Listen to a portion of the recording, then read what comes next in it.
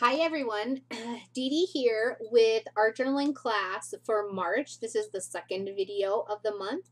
We're going to be going more into fabric and this time fabric as a base instead of an embellishment, and we're actually going to work on some cards that we sew to the fabric. We start with some muslin and then two 4x6 Project Life cards. From Becky Higgins, and I cut them in half and turned them into 2x3 cards. And I really loved these cards because they came in a pack of 100, and I got them super cheap on clearance at Michael's, so that helped. But I really love them, and one of them has grids and one of them has lines.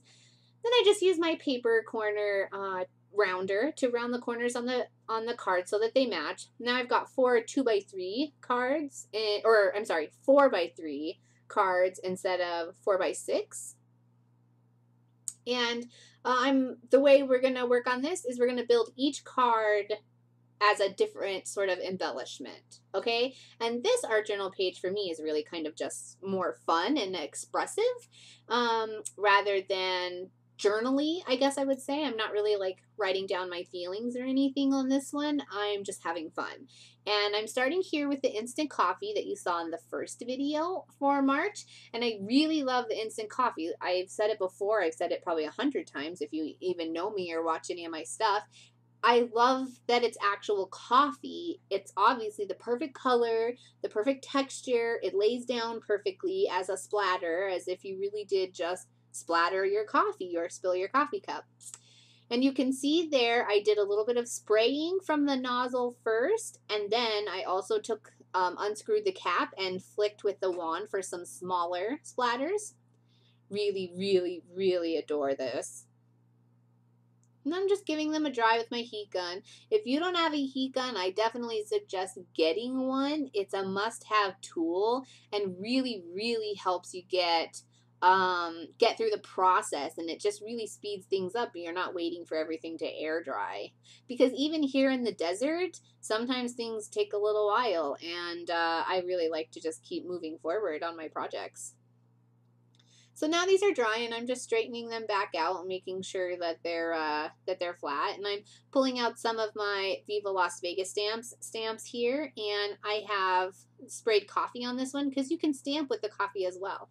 And it's definitely grungy. It's not going to be a clear print, and it almost doesn't even look like the stamp, and there's just this kind of faint writing in the background that's really, really hard to see. Love it. That's a Freud handwriting stamp that VLVS has. One of the older ones, goody goody. Oldie but goody, that's what I like to say. It was there way before my time.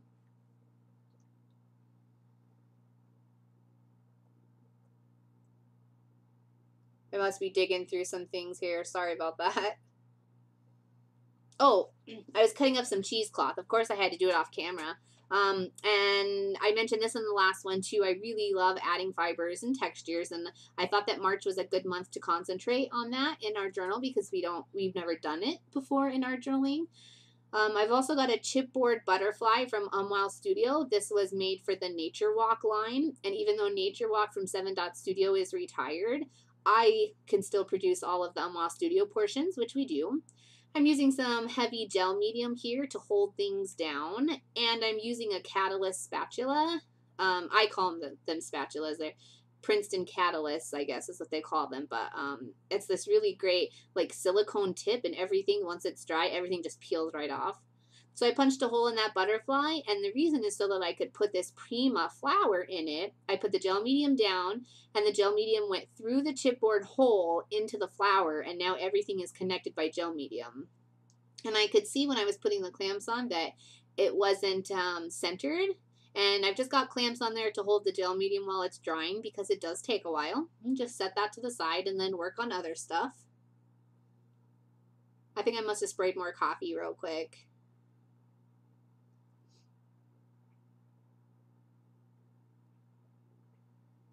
And I've got a paper doily here. I didn't realize I was off camera so much. I really apologize about that. There, that's better. I wrapped the doily around the card. Oh, this is why I put more coffee, because I was wrapping a white doily around the card, so I wanted the coffee to be a little bit darker. And I just really wanted everything to be consistent throughout. Then I used the Tim Holtz heart die, the shaper and mover from Sizzix, and I punched a heart out of some craft paper. It's just a little square. And I'm wrapping some May Arts ribbon, it's burlap twine, around the card and tying it in a knot so it stays in place.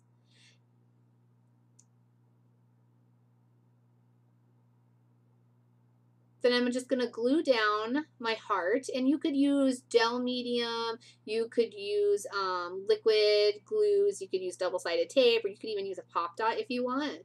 But I just use a Scotch two-way glue. And two-way glue, if you don't know, two-way glue means that you can use it dry, you can use it wet, or you can let it dry and it'll turn tacky, and then you can still use it, but it's repositionable. And if you use it when it's wet, it's permanent. And I've threaded a vintage button, and I just tied it into a little bow. And I know because I used a twine that the button's always going to be kind of wonky, so I just put a little glue behind it. And like I said, you could use gel medium. You don't have to use an adhesive. We've already got the gel medium out as well. Just checking and see if that one's dry. Now I've got 2 cards complete. Set those to the side. Maybe. Oh, now I'm clamping down the button because it needs to dry in the glue as well. I just really like things sturdy, and I don't really like to leave it up to chance. And those clamps, you guys, I got from the dollar store. I think they come in a 2-pack. And as long as you're working on smaller items, then they're just fine. And they have larger ones at places like Home Depot and Lowe's too if you want larger ones. Here's the opposite of that heart. This is the negative. And I really love it, so I made sure to use it in this piece. I'm stamping this Wilderness from VLVS. I designed this last release. I'm stamping that in archival black underneath the butterfly as a really nice contrast to everything else we're working on, because everything else is really neutral. And this is You Are Here from Viva Las Vegas stamps. And I do have all my stamps clean cushioned so that I can stamp them 2 ways. One, I can stamp them nice and grungy if I just use my hand, but I can also stamp them nice and clear, crisp, like you see the You Are Here. Because they're clean cushioned, they just cling to an acrylic block. I stamped that You Are Here on a tag and then threaded it with some ribbon. I say ribbon because it's May Arts ribbon, but it's the burlap twine. This is the new music note die, and I used it in the last video on the leaves. I'm going to use it in this video on the negative of the heart, the craft heart. I just really love it. And when you work on a smaller piece of paper than the stamp, it's good to take the paper to the stamp instead of the stamp to the paper. And the reason is because the stamp would wobble on top of the paper as you're trying to press down. And this avoids that, and we still get a nice clear impression.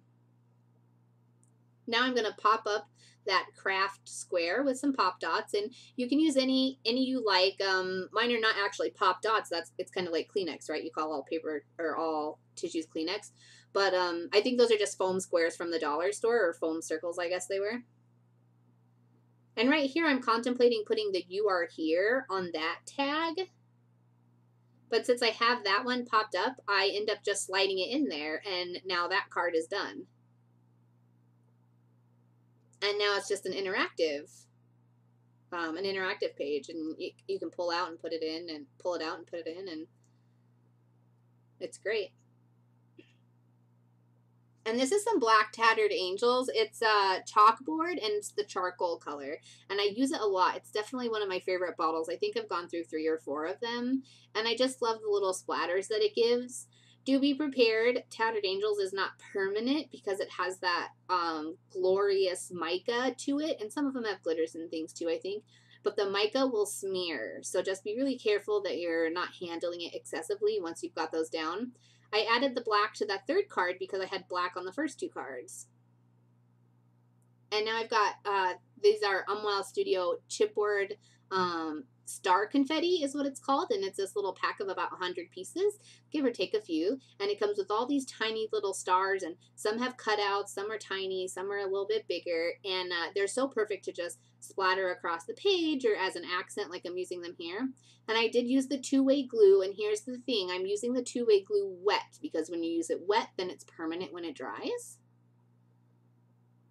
And I've got out a T-square, and I've got a permanent pen. Now this is a Faber-Castell pen, and they're permanent, the Pit pens.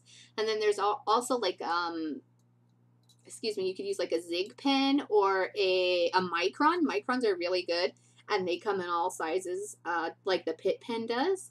And I'm just drawing some lines for journaling. And I don't know if I actually even ended up journaling. I don't think so. There's nothing on the final page. And it's in my journal now, my art journal, waiting to be used. Maybe someday I'll jot something down on it. Something about my vintage soul or my vintage heart. I'm not sure. And that's it for the cards. So now you can see them really close up. And that you are here, and see, and those lines, they're not perfect, they're kind of wonky and fun, and there's the doily wrapped around, and that doily wrapped around is actually really cute on the back too, and I really love the dimension to the butterfly. In art journaling class, some people opted not to use that flower, and they went with a different one, like a paper one that was more flat, so it would fit in their journal. So you can always do that too. Remember, this is your page, the one you're making, obviously.